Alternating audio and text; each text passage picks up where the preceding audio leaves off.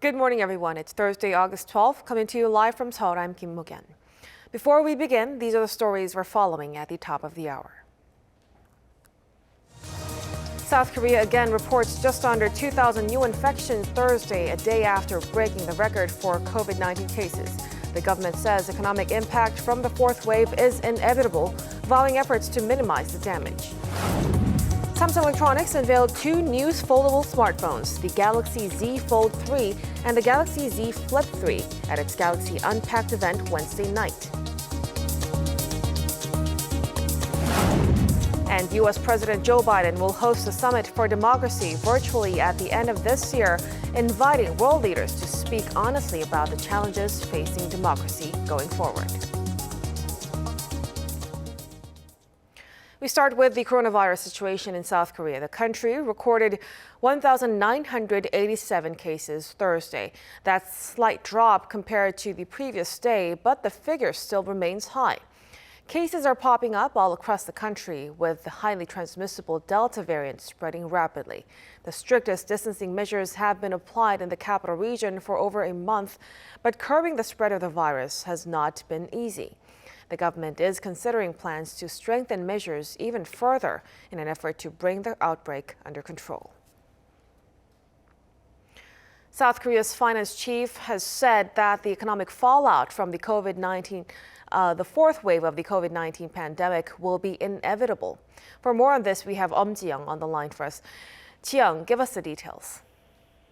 Mo-kyeon, Finance Minister Hong Nam-ki has said the effects of the fourth wave of the pandemic will inevitably be reflected in the economic indicators starting August, saying that the fourth wave is likely to slow down the economic recovery. At a meeting on emergency economic responses on Thursday, he said prompt support is needed for the small business owners who have been battered by the virus. He pledged to immediately provide emergency relief funds for small merchants hit hard by COVID-19 from this year's second supplementary budget, and to those whose income is not in the top 12%, saying 90% of those who are eligible would get relief by the end of September. He also said he'll do all he can to swiftly use some $5 billion of emergency funds in August. For more than a month, the highest level of social distancing measures have been imposed in the capital area, significantly limiting business operations. He said the government will go all out to minimize the economic shock for small business owners who are suffering and are reaching the limit of their ability to endure the fallout from the pandemic amid the recent resurgence of cases. He also added that tax cuts to help overcome COVID-19 will be reviewed and will announce within this month. That's all I have for now. Back to you, Mo-kyeon. Thank you for the report, Ji-young. Now, the World Health Organization warns the world could see over 300 million accumulated COVID-19 cases by early 2022, since the virus is spreading so rapidly. To try and counter the explosive increase, the agency says it will mass test 3 potential drugs aimed at treating COVID-19 patients. Our Kim Hyo-san has more. While the international community grapples with the rampant spread of COVID-19, the WHO says it plans to study 3 potential treatments for patients who have the virus. Today, we're pleased to announce the next phase in the Solidarity trial, called Solidarity Plus. Solidarity Plus will test 3 drugs: artesunate, a treatment for severe malaria; imatinib, a drug for certain cancers; and infliximab, a treatment for immune system disorders such as Crohn's disease. He explained the trials are being conducted across 52 countries. The head of the WHO also warned that with the current speed at which the virus is spreading, cumulative global cases could top 300 million by early next year. Forecasting the grim outlook, he said how fast it happens depends on everyone's efforts to contain the virus. Against this backdrop, data released by Worldometer Wednesday showed new global daily cases from late July have hovered around the 700,000 range. While this is lower than the 900,000 logged in mid-April, it's much higher than the 200,000 seen in late June. Japan on Wednesday reported yet another record high of over 15,800 cases. Despite Tokyo's efforts to stem the spread with numerous regions placed under a state of emergency, Wednesday's tally was up nearly 11% from the previous week. COVID-19 cases continue to skyrocket in Iran, with its new president stressing that overcoming the pandemic is the top priority of his government. Iran, the worst affected country in Middle East, reported over 42,500 new infections on Wednesday, a new all-time high. Kim Hye-sun, Arirang News. U.S. President Joe Biden will host a virtual summit at the end of the year with leaders from other world democracies to promote their shared values. The White House says Summit for Democracy, slated for December 9th to 10th, invites heads of state, members of civil society, charitable individuals, as well as representatives from the private sector. It explained the summit will be a platform for leaders to speak honestly about the challenges facing democracy going forward. Consumer prices in the United States rose in July as pent-up demand for travel and eating out kept inflation hot. According to the U.S. Labor Department Wednesday, the consumer price index jumped 5.4% on year, in line with the previous month, while matching the biggest jump since August 2008. Core inflation, which excludes energy and food, edged up 0.3%, below June's rise of 0.9%. Over the last year, the core figure is up 4.3%, a slight deceleration from June. Samsung Electronics has unveiled a new set of devices at a virtual Galaxy Unpacked event. Normally, the South Korean company would have released a new Galaxy Note, but instead it showcased two new foldable phones. The reason? Samsung says it sees foldable as the future of phones. Our Pin-ji reports. At its Galaxy Unpacked event Wednesday night, Samsung Electronics unveiled its new set of devices. Instead of a new flagship model of the Galaxy Note series, the tech firm unveiled two new foldable smartphones, the Galaxy Z Fold3 and the Galaxy Z Flip3. The Z Fold3 is a smartphone that opens outward like a book. The key feature of Z Fold3 is that it'll support the S Pen, becoming Samsung's first foldable smartphone to do so.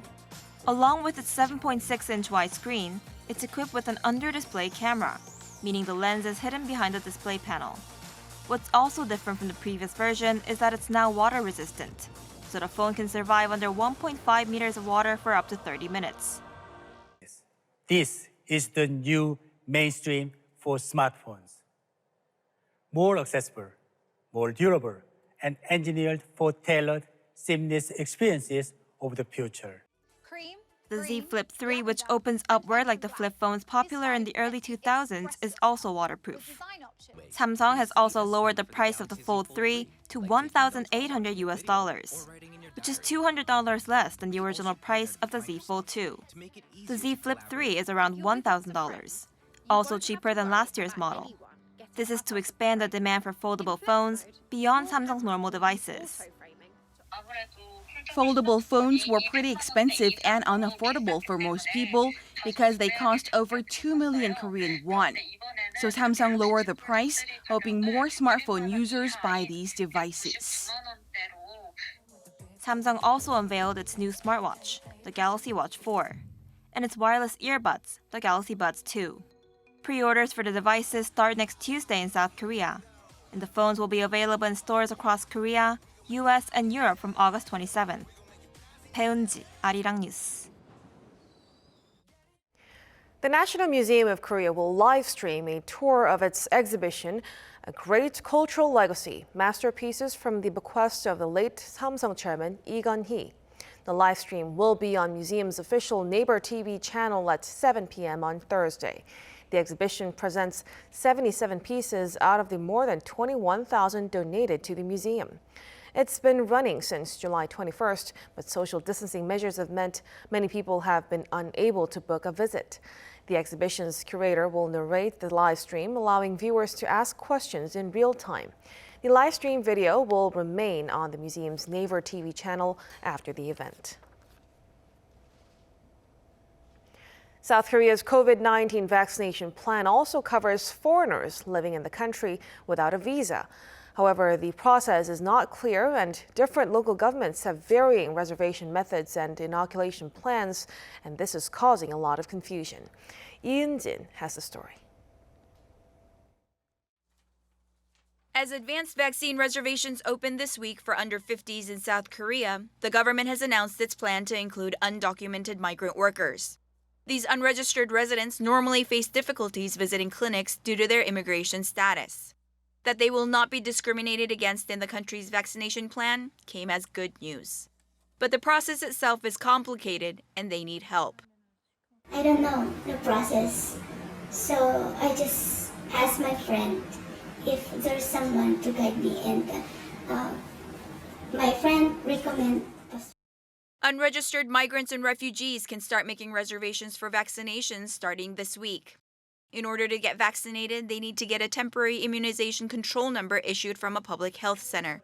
But it's difficult for them to shake off the fear of a crackdown and subsequent deportation. We are helping undocumented migrants with documents and submitting them to health centers on their behalf. But there are rumors spreading that someone went to a health center and there was a crackdown. Even with the help of these centers that offer human rights services to migrant workers, the process remains complicated. Some local governments don't allow bookings on another person's behalf, and some districts only accept walk-in vaccinations for foreigners. All the while, regulations at district offices are also changing as they make adjustments to follow government guidelines, adding to the confusion. The undocumented migrant workers also need to consult with their employers to set a date to get vaccinated. All this adds to the challenge of getting as many people vaccinated as possible. Jin, Arirang News.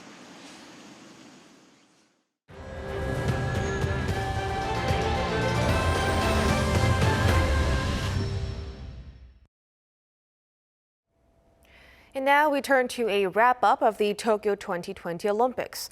Athletes are taking a well-earned break, but will soon have to pick themselves up again for upcoming events. For more on this, we have our Kim Do-yeon at the News Center. Do-yeon, we are able to speak to a gold medalist about the future holds. Mo-kyun, that's right. Arirang News Center had a very special guest for an exclusive interview on Wednesday night. Olympic champion in the men's vault, Shin Jea-hwan. He shared extensively how years of prep under unfavorable conditions came down to just a few seconds on the main stage. In addition, he shared his plans going forward, including that the artistic gymnast plans to develop his own signature move for Paris 2024. Han Sung-woo tells us more. 9 years after Yang Ak-sun claimed gold in the London Games, Tokyo 2020 saw the rise of another master gymnast from South Korea. 23-year-old Shin Jea-hwan vaulted himself to the top of the Olympic podium on August 2nd, beating the Russian Olympic Committee's Denis Avliazin in a nail-biting tiebreaker to win South Korea's second ever gold medal in artistic gymnastics. I prepared for the Olympics with the bronze medal as my goal, but after finishing my attempts in first place with just 2 competitors remaining, I started craving the gold medal, knowing it was mine if I could get past the 2 remaining athletes. I know it's naughty of me, but I just wanted to win gold.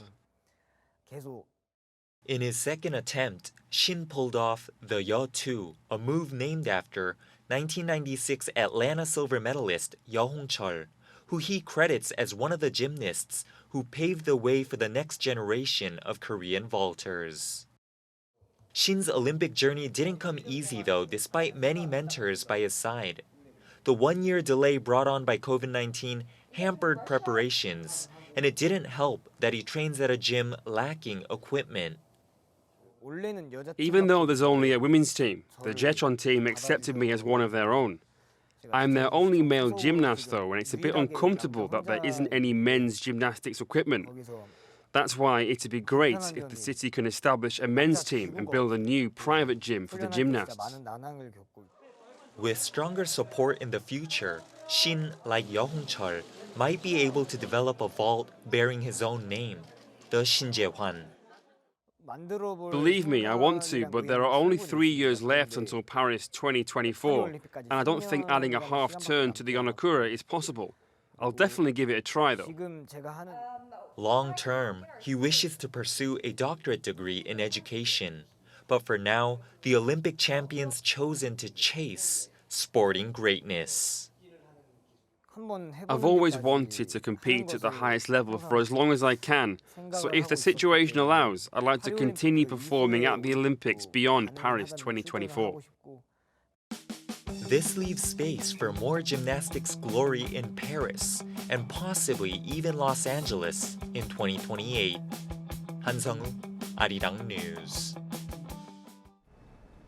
The Tokyo 2020 Olympics was the first to be held in the pandemic era. And as Olympians return home, some have had to quarantine, including 16 Australian athletes who are facing 28 days of isolation. Australia's mandatory quarantine length is 14 days, but the state of South Australia is imposing an additional 14 days from athletes who first must isolate themselves upon arrival in Sydney before moving to the state afterwards. This comes as Sydney is under strict lockdown with a rising number of COVID-19 cases. Various officials reacted with concern, including Australian Olympic Committee Chief Executive Matt Carroll, who on Wednesday said this could expose athletes to mental health issues as they already experience strict living conditions during the competition. Speaking of an Olympic under the pandemic, the Beijing Winter Olympics is only 6 months away and COVID-19 prevention is a top priority for the organizers. 12 stadiums and 3 training facilities have been built and 24 stadiums are still being finished. Stadiums have been reshaped from their original blueprints to separate athletes and coaches from different nations, as well as including emergency isolation pads and rooms in case a case is discovered. In addition, participants at the Winter Games will be in a strict bubble similar to the system used in Tokyo, with restrictions on travel and engagement with Beijing residents. The IOC recently said whether or not spectators will be allowed to attend by then is still under question. Scheduled to take place from February 4th to 20th, the Winter Games is seen as a major moment of pride in China, with Beijing poised to become the world's first city to host both the Summer and Winter Olympics.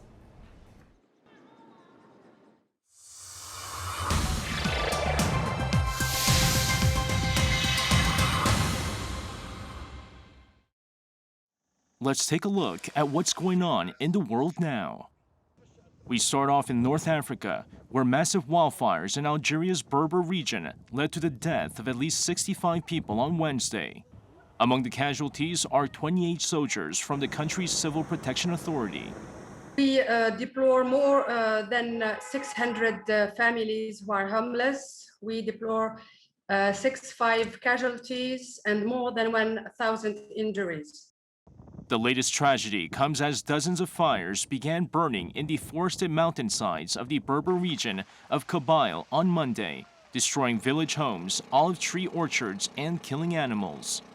Despite efforts to contain the fires, officials say there are still 18 fires that remain active in the region.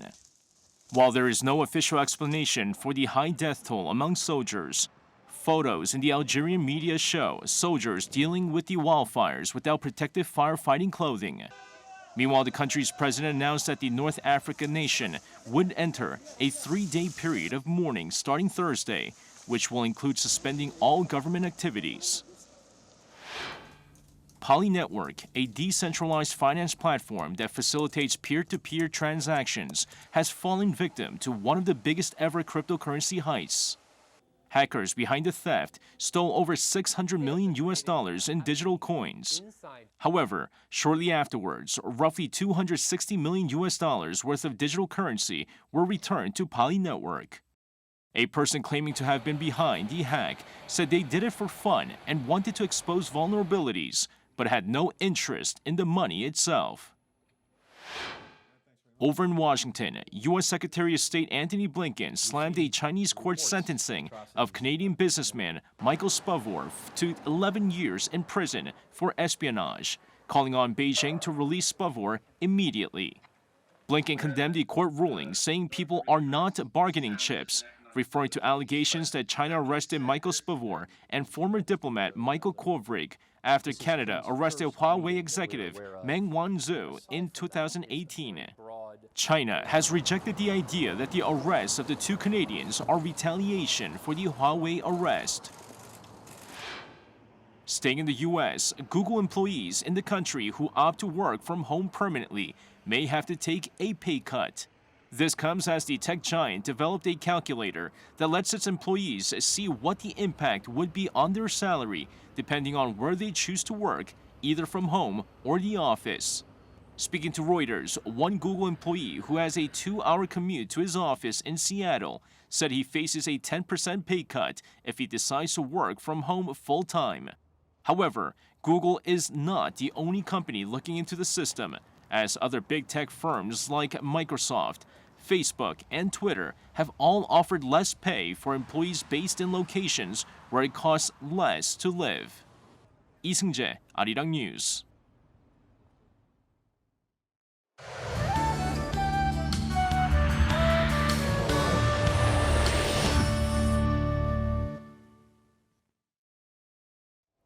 Good morning. Those in Jeju and on the south coast will need to prepare for heavy rain today.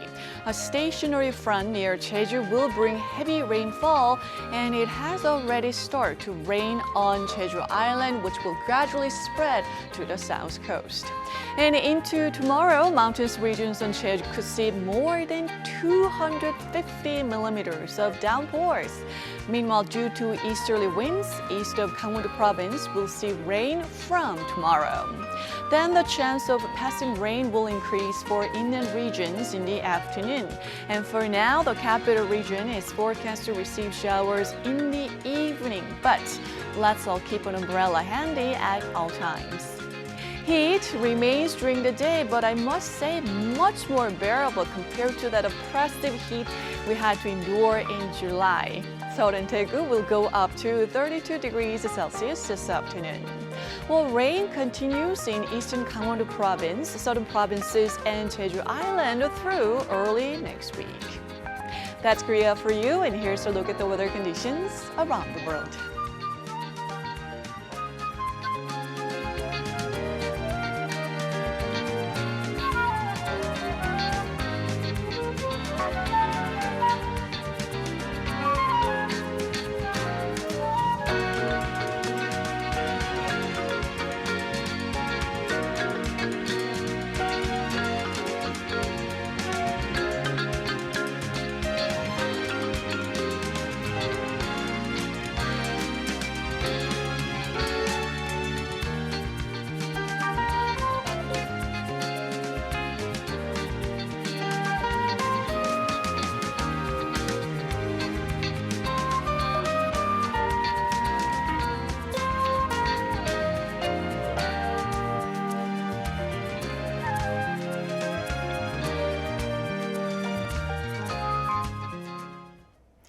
That will do it for us at this hour on Arirang News. We'll be back at noon Korea time, so stay tuned. Thank you for watching and goodbye.